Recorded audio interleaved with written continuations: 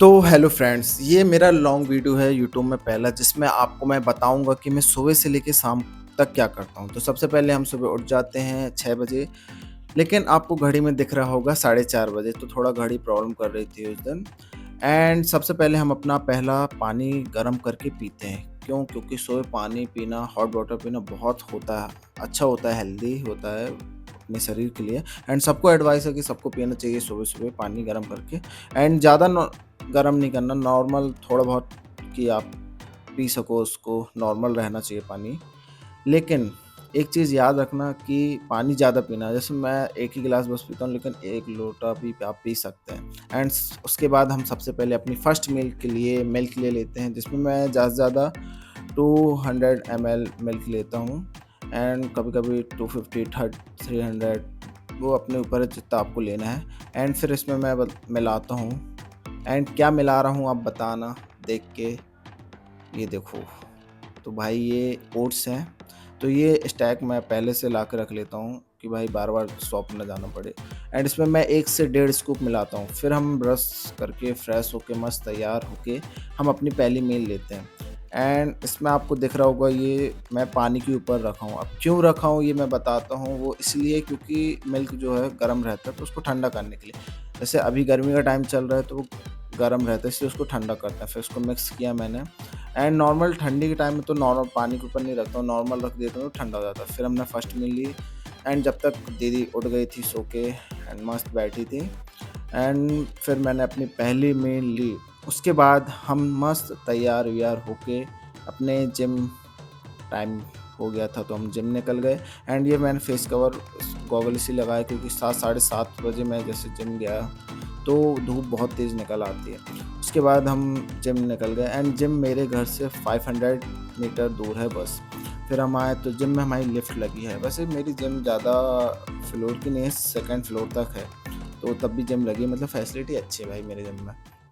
उसके बाद हमने अपना वार्म चालू किया, तो वार्म अप मिनिमम मैं 15 से 20 मिनट करता हूँ। एंड मैं सबको एडवाइस देता हूँ भाई जिम आने से पहले सबसे मतलब पहले तो प्री वर्कआउट लेना बहुत ज़रूरी है एनर्जी के लिए, जिसमें मैं ओट्स मिल लेता हूँ। एंड वार्म बहुत ज़रूरी है। मैंने बहुत लोगों को देखा आएँगे, मात्र 5 मिनट भी वार्म नहीं होता है और फर्स्ट से पहले स्टार्ट हो जाता है मेन वर्कआउट। तो भाई ऐसा बिल्कुल नहीं करना, सबसे पहले वार्म अप करना बहुत ज़रूरी है। पूरी मसल को एक्टिवेट करना ज़रूरी है। उसके बाद यदि आप जिस मसल को, जैसे आप बैक मार रहे हो तो बैक मसल को एक्टिवेट करो। एंड यदि शोल्डर मार रहे हो तो शोल्डर, जैसे मेरा आज लेग डे था, तो मैंने लेग को फुल तरीके से एक्टिवेट किया, पूरी मसल को स्ट्रेच किया। और फिर हमने लेग वर्कआउट स्टार्ट किया, जिसमें हमने सबसे पहले खाली वार से वार्म अप किया। एंड स्ट्रेच, अच्छी मसल को स्ट्रेच करने के बाद हमने उसको अच्छी तरीके से फिर हमने लेग वर्कआउट स्टार्ट किया, जिसमें मैंने खाली बार, ये बार 20 केजी और 30 केजी की आती है, ये बार हमारे यहाँ तो 20 केजी की है। उसके बाद हमने उसको वार्म अप किया। एंड फिर हमने 10-10 केजी साइड में लगाया, फिर 20-20 केजी के रेपिटेशन लिए। एंड ज़्यादा नहीं, 5-5 रेपिटेशन लिया मैंने। एंड फिर हमने लगा लिया 80 केजी, जिसमें ये भाई कैमरे के सामने ही सामने हो रहा था, तो फिर मैंने उसको बोला भाई थोड़ा वीडियो बना लेने दे। एंड फिर हमने लॉक किया। फिर हमने 80 केजी के मिनिमम 2 या 3 रेप्स लिए। उसके बाद हमने 100 केजी लगाया एंड पानी पिया सबसे पहले। तो भाई ये सबको एडवाइस है कि वर्कआउट के बीच में पानी पीते रहना, क्योंकि एनर्जी बनी रहे। एंड बहुत लोग डिहाइड्रेट हो जाते हैं। फिर हमने अपने बैग से बेल्ट निकाला। फिर हमने 100 केजी के अपने बॉडी को टाइट करते हुए उसका एक रैप लिया। एंड फिर हमने अपना कॉस्ट्यूम पहना। तो ये कॉस्ट्यूम मोस्टली पावर लिफ्टिंग में यूज़ होता है। एंड जो आप ये क्रैप बैंडेज देख रहे हो, ये भी पावर लिफ्टिंग में यूज़ होती है, प्रैक्टिस के लिए यूज़ होती है। मिनिमम नी स्लिप यूज़ होता है, लेकिन बहुत लोग क्रैप बैंडेज को यूज़ करते हैं प्रैक्टिस टाइम, जैसे मेरे फ्रेंड्स लोग भी क्रैप बैंडेज का यूज़ करते हैं। एंड जो मेरे पहले कोच थे, उन्होंने मुझे पावर लिफ्टिंग की ट्रेनिंग दी थी, लेकिन अभी मैंने ब्रेक ले लिया है पावर लिफ्टिंग से। लेकिन वर्कआउट मैं करता हूँ, लेकिन प्रॉपर वर्कआउट नहीं करता हूँ, नॉर्मल वर्कआउट करता हूँ जैसे मैं पहले करता था। उसके बाद हमने अपना फर्स्ट 120 केजी लगा लिया बार लोड, जिसके मैंने 5-5 रेपिटेशन के ज़्यादा से ज़्यादा 4 सेट लिए थे। एंड ज़्यादा नहीं लिए थे, तो आप देख सकते हो। एंड बीच में मैं आप देख रहे होगे पानी पी रहा हूँ, क्योंकि भाई डिहाइड्रेट बहुत होते हैं गर्मी में, तो पानी पीना बहुत ज़रूरी है। फिर मैंने अपने दोस्त को बुला लिया, ये जिम में रिसेप्शन में बैठता है भाई, एंड सुबह का ये ट्रेनर है जिम में। फिर उसने भाई सपोर्ट दिया नहीं, लेकिन सेल्फी गए थे कि लेकिन पीछे खड़े करना बहुत ज़रूरी है। वो क्यों ज़रूरी है? क्योंकि कब आप कुछ भी मूवमेंट हो सकती है, वैसे ना हो किसी के साथ, लेकिन ब्लैकआउट भी हो जाते हैं। लेकिन उतना वेट नहीं था, लेकिन एक फुल मोटिवेशन के लिए बुलाना ज़रूरी है। इसके बाद हमने अच्छे 120 केजी के 3 से 4 सेट ले लिए। फिर हमने 5 मिनट रेस्ट किया भाई, क्योंकि स्क्वाट लगाते तो बहुत ज़्यादा एनर्जी होती है। उसके बाद हमने 5 मिनट रेस्ट किया। उसके बाद हमने बार को खाली किया। एंड ये सबको एडवाइस है कि भाई यदि आप स्क्वाट लगा रहे हो, लेग प्रेस मशीन यूज़ कर रहे हो या कोई भी मशीन यूज़ कर रहे हो, यदि आपने उसमें प्लेट लगाई तो उसको खाली करो। ये आपकी ज़िम्मेदारी बनती है, क्योंकि यार ट्रेनर होता है, लेकिन लोड ऐसा नहीं है कि सब वो ही करेगा कि आपने स्क्वाट मार ली, फिर आपने लोड लगा रहने दिया एंड कोई और आके उसको उतार रहा है, फिर लगा रहा है। तो ऐसा नहीं, आप बिल्कुल बार को खाली करें खुद। एंड उसके बाद हमने लेग एक्सटेंशन की एक्सरसाइज करने लगे थे, जिसमें आपको देख रहा होगा मेरा फॉर्म। एंड जिसको नहीं पता भाई कैसे लगाते हैं लेग एक्सटेंशन, बहुत से लोग रहते हैं जो न्यू भाई वो ऐसे सेट करते हैं।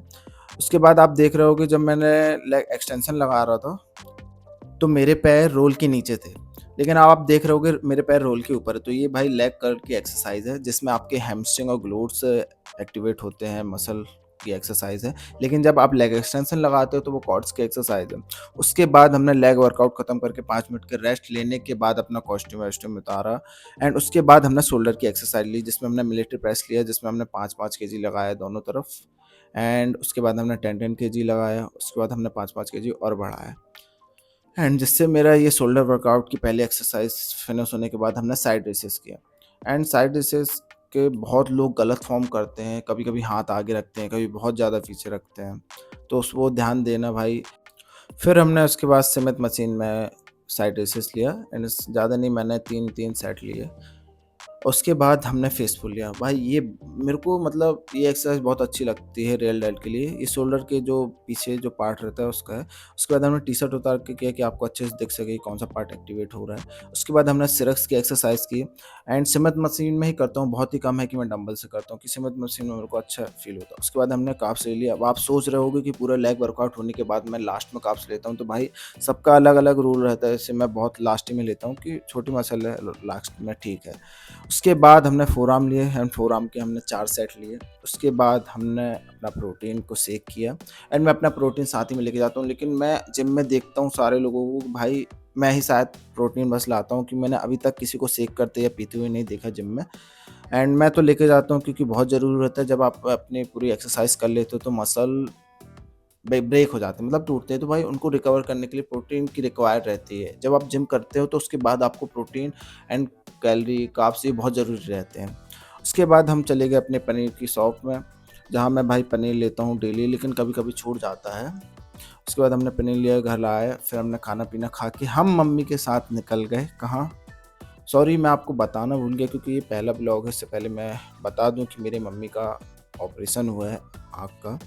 ये ऑपरेशन तिलवारा घाट के पास एक हॉस्पिटल है, एक संस्था एक प्रकार से, दादा वीरेन जी के नाम से है। यहाँ ऑपरेशन होते हैं आँख के। अब ये नहीं है यहाँ बहुत हमने सुना था कि फ्री होता है, लेकिन क्या बोलते हैं, यहाँ फ्री नहीं होता, लेंस के पैसे लगते हैं। फ्री वो होता है जब आप हाथ से कराओगे। यदि आप हाथ से नहीं करा रहे हो, मशीन से इलाज करवा रहे हो या ऑपरेशन करवा रहे हो, तो आपका पैसे लगते हैं लेंस के। जैसे हम लोग ने 17,500 कुछ का लेंस लगवाए। फिर हमने मैम का इंतज़ार किया, मैम आई नहीं थी यार। एक तो बहुत ज़्यादा गर्मी थी, इतनी गर्मी लग रही थी। एंड कूलर था, ऐसा नहीं बात है, कूलर था, लेकिन वो साइड में रखा था और हम लोग वेट कर रहे थे 12 नंबर के सामने। फिर मैम आई तो मैम ने लास्ट चेक किया। वैसे 3 बार चेक हुआ, एक 9 नंबर में, फिर 25 नंबर, फिर एक 12 नंबर में। 12 में आपको ये दिख रहा होगा।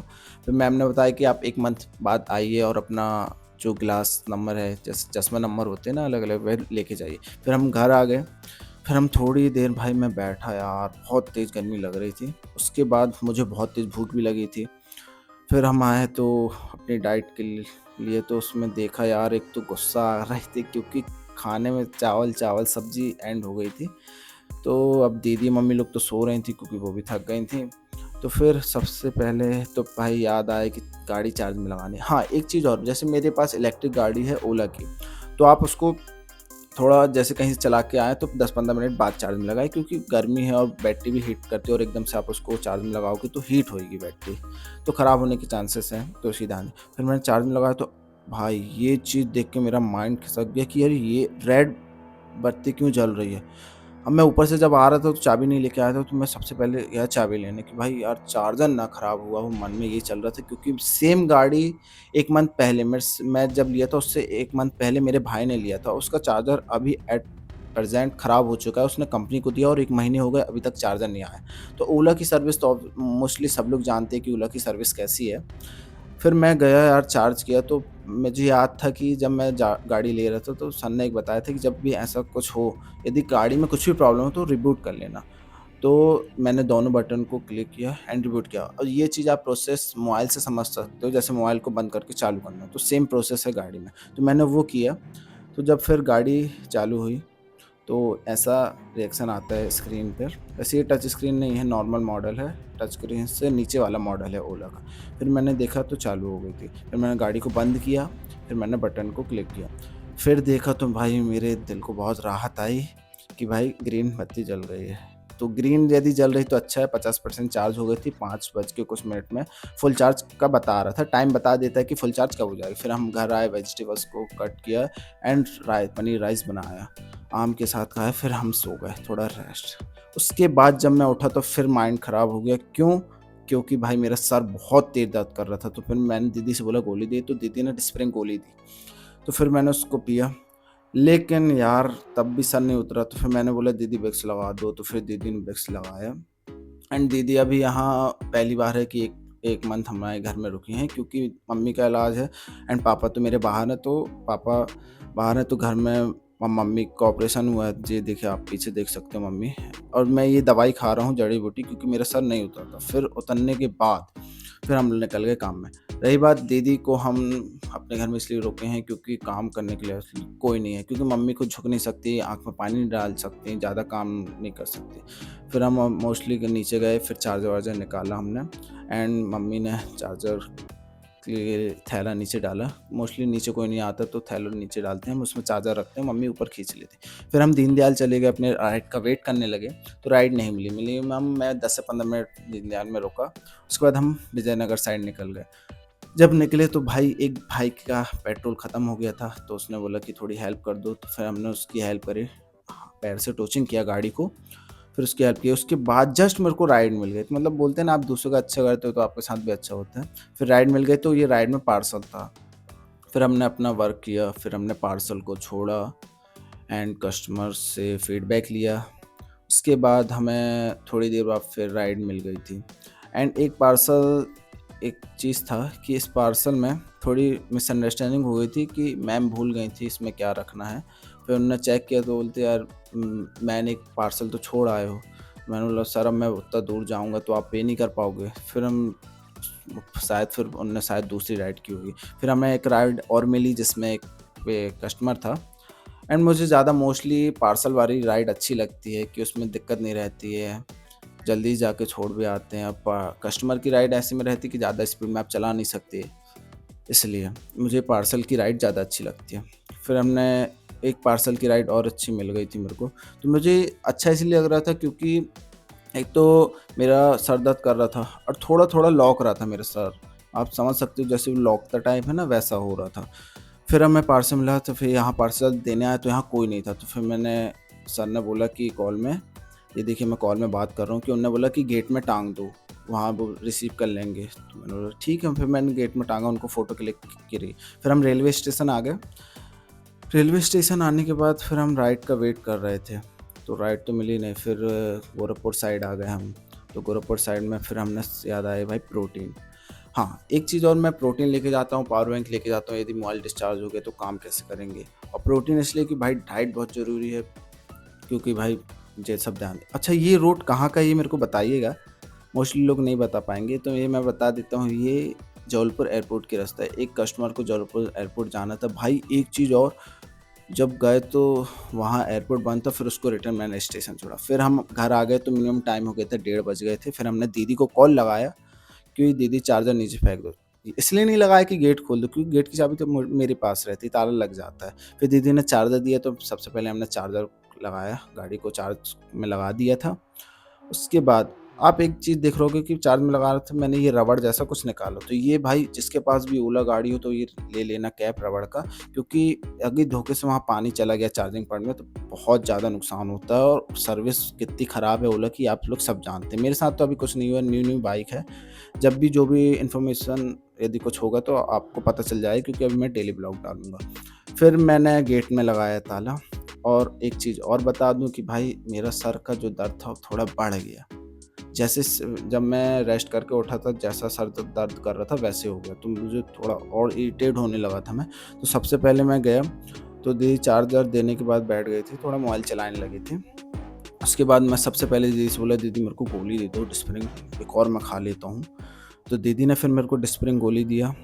तो फिर मैंने जल्दी से डिस्प्रिन गोली को डाला पानी में, फिर मैंने डिस्प्रिन गोली खाई। तो थोड़ा तो तुरंत आराम नहीं लगता, आप लोग को ही पता, 5-10 मिनट बाद मेरे को आराम लगा।